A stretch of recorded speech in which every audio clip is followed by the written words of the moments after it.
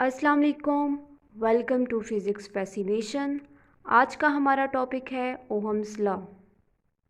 Ohm's law relationship show करता है between voltage and current. Current और पोटेंशियल डिफरेंस के दरमियान रिलेशन को शो करता है।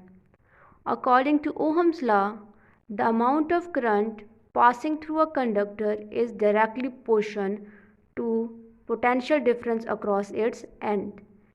के कंडक्टर में से जो भी करंट पास कर रहा होता है that is directly proportion to the potential difference. Potential difference के डायरेक्टली प्रोपोर्शन होगा। इस सर्किट डायग्राम में आप बैटरी के ऊपर एरोहेड देख रहे हैं। ये एरोहेड शो कर रहा है कि आपके पास बैटरी जो है वो वेरिएबल है, चेंजिंग है। यहाँ से आप बैटरी की वोल्टेज को चेंज कर रहे हो। आप यहाँ से बैटरी की वोल्टेज को बढ़ाते जाओगे तो आपके कंडक्टर में से करंट का फ्लो इंक्रीज़ कर जाएगा। तो ओहम्स लॉ वोल्टेज और पोटेंशियल डिफरेंस और करंट के दरमियान रिलेशन को शो करता है। According to Ohm's law, current is directly proportion to potential difference और वोल्टेज। आप बैटरी के वोल्टेज को इंक्रीज़ करते जाएं, करंट जो है आपका इंक्रीज़ करता जाएगा। प्रोपोर्शनैलिटी के साइन के जो लेफ़्ट हैंड साइड होती है, इस क्वांटिटी को हम डिपेंडेंट क्वांटिटी कहते हैं और प्रोपोर्शनैलिटी के राइट हैंड साइड वाली क्वांटिटी को हम इंडिपेंडेंट क्वांटिटी कहते हैं। जो प्रोपोर्शनैलिटी के लेफ़्ट हैंड साइड वाली क्वांटिटी होती है वो राइट हैंड साइड के ऊपर डिपेंड कर रही होती है। अब अगर हम इस सर्किट डायग्राम की बात करें तो इस सर्किट डायग्राम में जब इस एम मीटर में से करंट पास करेगा, यहाँ एम मीटर से करंट पास करेगा तो ही पोटेंशियल डिफरेंस जो है वोल्ट मीटर के ऊपर शो होगा।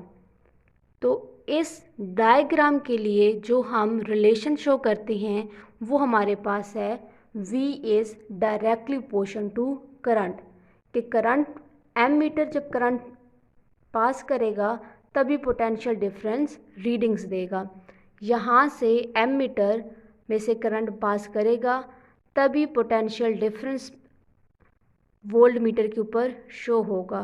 तो इस डायग्राम के लिए जो हम रिलेशन शो करेंगे वो हमारे पास होगा potential difference is directly proportion to current. क्यों?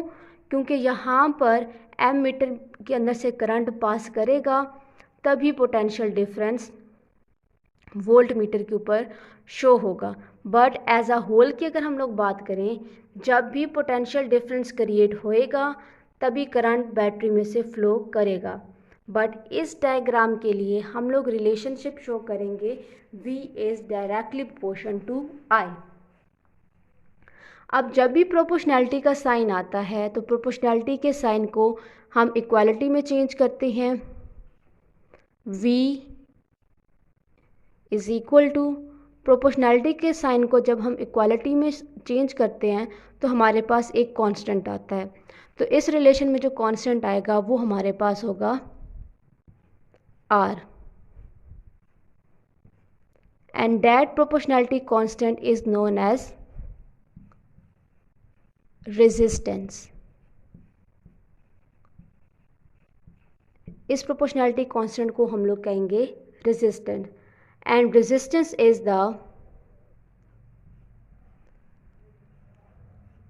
opposition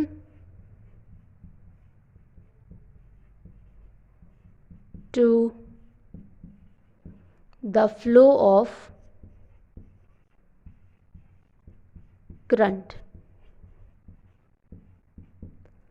करंट की राह में जो चीज़ रुकावट बनेगी, जो फैक्टर रुकावट बनता है उसको हम लोग नाम देते हैं रेजिस्टेंस का। अब ये अपोजिशन आती कहाँ से है? जब हमारे पास चार्जेस फ्लो करते हैं और चार्जेस की एटम के साथ कोलिजन की वजह से हमारे पास अपोजिशन आती है।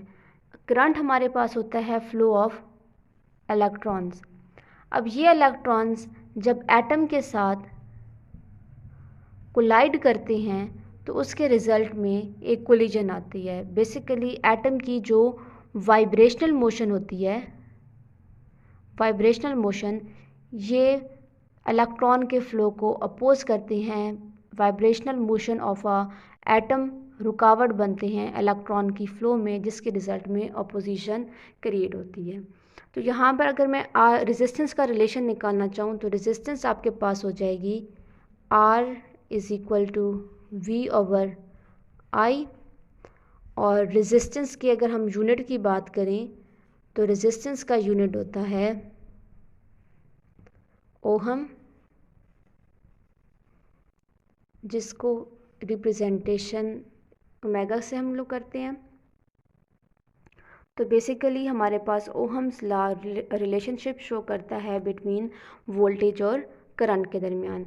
असल में हमारे पास क्या होता है कि potential difference is current is directly proportion to the potential difference, but in this diagram, अगर इस डायग्राम की बात करें तो उस केस में हम लोग देखते हैं कि यहाँ पर वोल्ट मीटर जो है वो डिपेंड कर रहा है एम मीटर में से जब करंट पास करेगा तभी वोल्ट मीटर से करंट पास करेगा। तो इस डायग्राम के लिए हम लोग रिलेशन शो करते हैं that V is directly proportion to I। उसके बाद प्रोपोर्शनैलिटी के साइन को हमने इक्वालिटी में चेंज कर दिया। But there are some limitations in Ohm's law. Ohm's law की कुछ लिमिटेशंस हैं, और वो लिमिटेशंस हैं कि temperature and physical state of a conductor does not change, कि कंडक्टर का टेम्परेचर और फिज़िकल जो स्टेट्स हैं वो चेंज नहीं होने चाहिए। अगर टेम्परेचर या फिर फिज़िकल स्टेट चेंज हो जाता है तो कंडक्टर की रेजिस्टेंस चेंज हो जाती है। रेजिस्टेंस चेंज होने की वजह से वोल्टेज और करंट के अंदर जो डायरेक्टली प्रोपोर्शनैलिटी है वो नहीं रहती है। अगर हम ओहम्स लॉ के ग्राफ की बात करें तो ओहम्स लॉ का ग्राफ भी हमारे पास लीनियर आता है, क्योंकि वोल्टेज और करंट जो हैं डेटा डायरेक्टली प्रोपोर्शन, और जो ऑब्जेक्ट्स या जो क्वांटिटीज़ आपस में डायरेक्टली प्रोपोर्शन होती हैं उनका ग्राफ हमेशा लीनियर होता है। ये था आज का हमारा टॉपिक ओहम्स लॉ। उम्मीद है ये टॉपिक आप लोगों के लिए काफ़ी हेल्पफुल होगा। अगर आपको हमारी वीडियोस अच्छी लगी हैं और आपके लिए हेल्पफुल हैं, इसको लाइक करें, शेयर करें और चैनल को सब्सक्राइब करें। अल्लाह हाफिज़।